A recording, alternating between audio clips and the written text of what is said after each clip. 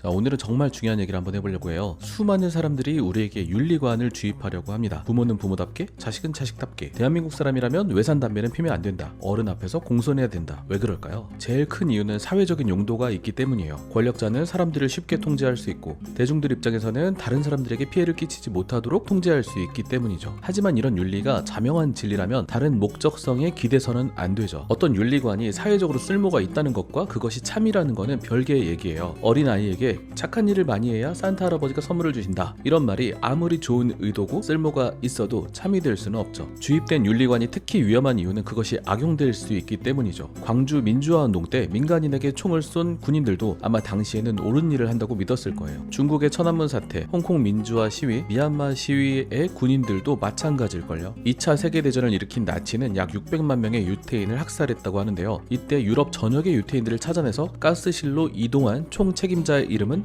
루돌프 아이만입니다. 2차 대전이 끝나고 아이만은 법정에 서게 되는데요. 한나 아렌트라는 정치 철학자는 이 재판 과정을 관찰해서 책을 내게 됩니다. 재판을 참관한 한나 아렌트는 처음에 루돌프 아이만을 보고 깜짝 놀라게 됩니다. 너무나도 평범하게 생긴 남자가 법정에 서 있었기 때문이죠. 도저히 600만 명을 죽인 사람이라고 생각하기 어려웠어요. 루돌프 아이만은 개인적 차원에서 굉장히 성실하고 가족에게 자상한 아버지였어요. 그리고 아이만은 무죄를 주장했어요. 자기는 유태인을 죽이라고 명령을 내린 적이 없다. 국가가 시킨 일, 즉 유대인을 색출해서 수용소로 보내는 일을 성실하게 수행한 것일 뿐이라고 말을 했어요. 명령을 받고 명령에 따랐습니다. 정신감정을 받았는데 지극히 정상인 보통 사람이었다고 해요. 한나 아렌트는 생각했습니다.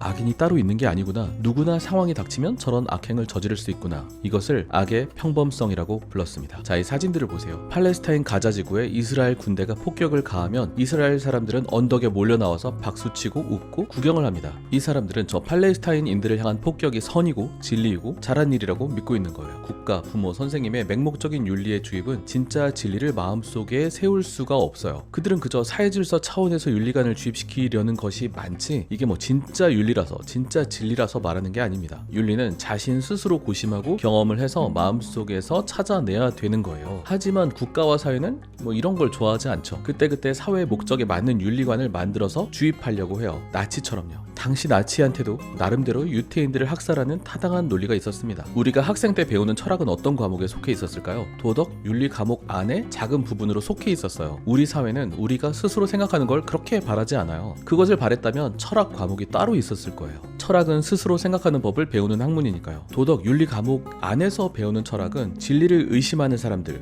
즉 회의주의자들을 굉장히 디스를 합니다. 프로타고라스, 고르기아스, 피론, 이런 사람들을 궤변론자라고 폄하를 하고 되게 막 진리를 어지럽히는 사람이라는 기술을 하고 있어요. 이와 반대되는 철학자들의 계보가 있죠. 그 중에 이제 대빵이 플라톤인데, 진리는 확실히 존재한다, 이데아 같은 게 있지 않냐, 뭐 이런 식이죠. 많은 사람들은 사실 이런 논리에 더 끌려요. 진리가 없거나 있어도 알 수가 없거나 알아도 전달할 수 없다, 뭐 이게 무슨 말이냐, 진리가 이렇게 자명한데, 내 마음속에 자명한데 무슨 일이냐, 플라톤 선생님이 맞다, 이렇게 생각을 하죠. 참, 홍보 한번 할게요. 여러분, 철학에 관심 있으신 분들은 5분 뚝딱 채널에 놀러가세요. 정말 좋은 채널이에요. 오늘 이 영상도 5분 뚝딱 철학의 고대 회의주의 한나 아렌트 영상을 참고했습니다. 자, 다시 돌아와서, 하지만 곰곰이 생각해보면 우리가 어떠한 당위 명제 단 한 개도 그게 참인지 알기가 어렵다는 걸 알 수 있어요. 명제라는 것은 참 거짓을 검증할 수 있는 문장을 말하는데요. 당위 명제는 당연히 뭐뭐 해야 된다라는 당위를 포함한 명제예요. 자, 살인은 나쁘다, 이거 맞나요? 자, 그러면 이순신, 안중근, 김재규, 이 사람들의 공통점은 뭘까요? 사람을 죽이고도 칭송을 받는 사람들이죠. 그러면 살인은 나쁘다가 맞는 말일까요? 자, 이 책 많이들 읽어보셨을 거예요. 정의란 무엇인가, 제목이 정의란 무엇인가 하니까 내용에는 정의란 이런 것이다 라고 써있을 것 같은 그런 느낌을 받는데, 읽어보면 전혀 아니죠. 책을 읽으면 읽을수록 정의가 무엇인지 굉장히 헷갈립니다. 이 저자인 마이클 샌들 교수는 정의가 무엇인지 알려주는 게 아니고 정의가 무엇인지 우리에게 스스로 생각해 보기를 요구합니다. 치열한 고민 끝에 마음속에 빛나는 별을 발견하기를 바라는 거죠. 칸트의 도덕률처럼요. 좋아요, 구독, 알림 설정 부탁드리고요.